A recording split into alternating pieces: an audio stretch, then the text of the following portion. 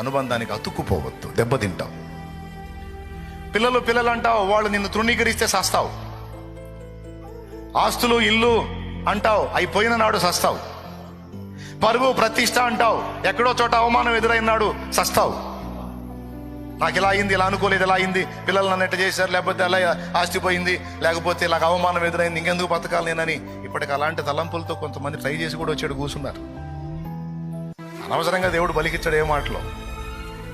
కాబట్టి ఇంక వదిలేసి.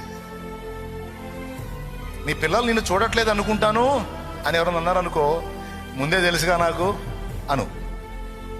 వాళ్ళు చూడట్లేదని నేనేం ఫీల్ అవ్వను, ఎందుకంటే చూడరని నాకు తెలుసు. నేను ఫస్ట్ నుంచి అలా ఫిక్స్ అయ్యి వచ్చాను. ఏం బాధ లేదా? ఎందుకు